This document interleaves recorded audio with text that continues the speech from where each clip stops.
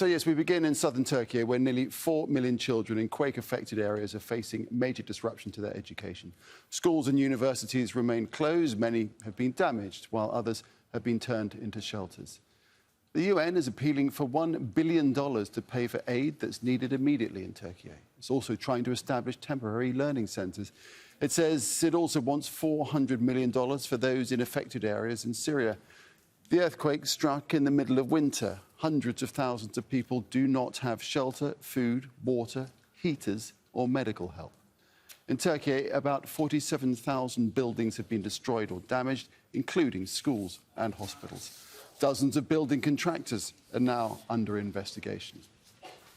We have a team of correspondents covering the disaster across impacted regions in the southeast of Turkey, as well as northwestern Syria. Let's cross straight away to Adana, where we have Sami Zeidan. Sami.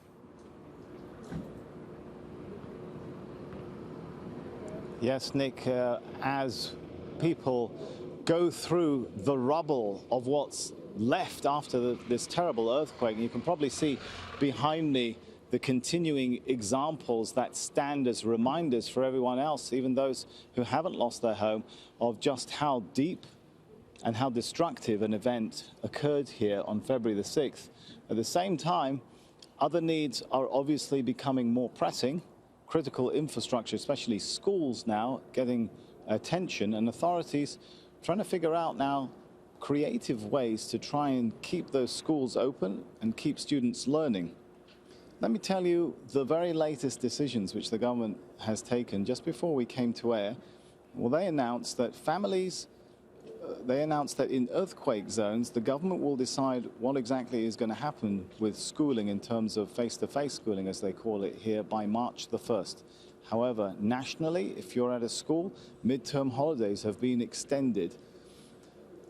And what they're saying is that in the meantime, families who are in the earthquake zones, if they want to, if they can go to other areas and enroll their kids in other schools. Universities, they're going to continue, the government has announced, their education, but they're moving to online. Why? Not only because infrastructure has been damaged, but also some of the schooling infrastructure is needed to try and house people who have been displaced from their homes. So you can see how much of a vicious circle this country is locked in, and the infrastructure is locked in, where on the one hand you need the schools for housing, but you need the schools also for schooling. They're juggling a lot that's going on here. Talking about people who've been displaced and put into schooling into schools as their housing. We have joining us here Mohammed. Mohammed, nice to have you with us. Now, you were in that building just behind us, right? Yes, I'm living in the ground place. And when the earthquake hit, you've now been moved over there to a school, right? Yes, after earthquake, we moved suddenly into the school. Obviously, the authorities are worried that your building is not very safe to live in. Yes, because of the backside of our building, it looks, as you see, very dangerous. And we had to leave our apartments, our building. And you're also a student. You're studying your master's degree, right? Yes, I'm doing my master degree. Right now, I'm in my dissertation stage. So we break up right now, the education stage. You're on holiday? Yes, right? Yes. Right. We are waiting, starting the education right now. So schooling and earthquake and housing are all connected. You can't live in your home because of the earthquake. Yes. You're living in a school, but also your studies are being impacted because schools have been also impacted by the earthquake. Yes, yes. It's very complicated. We can't do anything. I'm very shocked, and every day I'm telling myself, it must be a joke, it must be a dream. I can't do this anything. Now, because you're on your dissertation, does that hopefully mean the impact to someone like you is a little less than to your colleagues who haven't reached the dissertation stage yet? Actually, I couldn't understand dissertation. Sorry. I mean, you have colleagues? They are studying as well, correct? Yes. And What happens to them if they are at the beginning of their studies? We just break up our studies. We are waiting for right now to passing this out, and we're just waiting. I don't know. We are waiting for getting school start. Then just I want to collapse this. I want to collapse this building suddenly. You want it gone? Yes. Why? I want to, because I want to get my apartment. I'm living in school right now on a wood. You're sleeping on a wooden bench, you told me? Yes, on a bench, wood bench. I'm sleeping every day on a wood bench. It's actually the environment is really hot and comfortable, but it's not like your bed. It's just broken psychology. You have food, you have heating. Yes, we have food, we have eating. We are not taking it's not a problem like in Hatay and Maraş. So the authorities are looking after you, Yes, yes, but still you want to go home. yes. I want to go my home because, as you know, it's not comfortable as your bedroom. It's not my home. Right. Actually, when I get my home, when I feel the cold, it seems like it's not my home after that, because cracked wall, cracked ground, it's not seems like my home Anymore. Can you study, can you focus on your studies when you are not at home, you are displaced? right now. I can't, absolutely I can't, because first of all, I must be prepared psychologically. I must get healed. After Psychologically? Yes. After that, I can continue my study. Very quickly, tell us where you were when the earthquake hit, because you were not sleeping. Yes. I didn't sleep. When earthquake get hit, I was lying on my bed. I was struggling to fell into sleep. Then my cat start growling. She was just disturbing me. Then I heard some noise, cracking noise. Then at first time I didn't want to wake up my family. I thought it can be low power of earthquake. You didn't think it was going to be a major earthquake?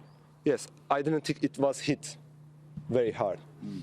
Then, when I reached the door, my family already woke up and tried to reach door. Then, when I get out the building. Or the building? Yes, it suddenly solar energy water heating system dropped the. Fell from the building? Yes, from the top. It's almost 45 meters. From 45 meters, it can be divided any people two pieces. Cut you into two. It could cut you into two pieces. Well, you've clearly gone through a lot. You're clearly dealing with a lot. We wish you all the best. Geçmiş olsun. I hope that you and your family manage to recover from this terrible tragedy. Thanks for talking to us, Mohammed. Nice to meet you. Thank you. Well, as you can see, the impact goes beyond, and it's very interconnected now between housing, earthquake, and schools. As Assed Baig reports, some of those schools are becoming housing.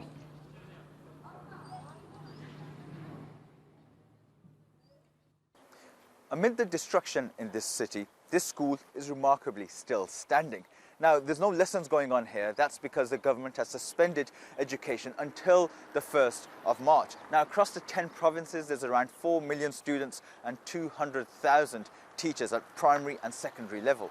Now, the government says education will resume after the 1st of March, but that depends on the districts and school-by-school basis, because some of the buildings are damaged and they have to be inspected before students can be returned. Now, this building now is being used for emergency relief efforts to help those that are left behind.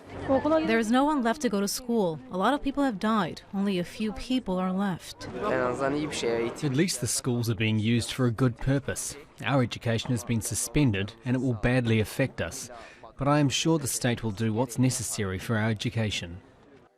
They're handing out food, water, blankets and clothes.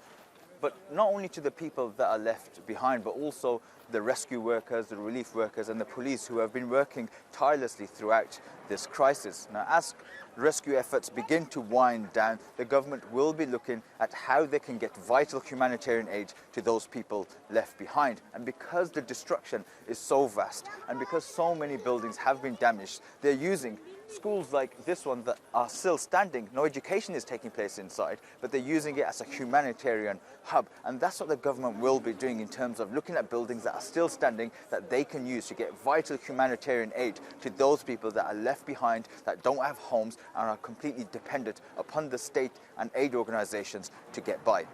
Assed Baig, Al Jazeera, Kharamanmaras, southern Turkey. Roy Robertshaw is the Chief of Education at UNICEF's Turkey office. He says schools can be both a source of education and a source of support for families. In the most impacted areas, there's around about 4 million children that at the moment are not in school. Actually, nationally, schooling has stopped, but will start again next week for the rest of the country. But in those areas, there will be a gradual reopening of schools as and when the schools are in a situation where they can accommodate them. Bearing in mind that the National Ministry of Education, as part of its response, provided access to families using school buildings, dormitories, teacher training centres as temporary accommodation units. And obviously we now need to get children back into school. There's also the issue of the many schools that have been either destroyed or severely damaged. And that requires some alternative means to be put in place, temporary school shelters, mobile classrooms, doubling up of shifts, so schools will run 2 shifts a day in some areas to accommodate the learning needs. I think it's important not to underestimate the lifetime impacts of not being in school, particularly coming on back of 2 years of disruption from COVID. But also schools play a really important support for children. It's an opportunity for them to socialise, to discuss and engage in what they've been experiencing. One of the things UNICEF will be doing, will be working with the ministry to make sure that psychosocial support is also delivered in the school environment.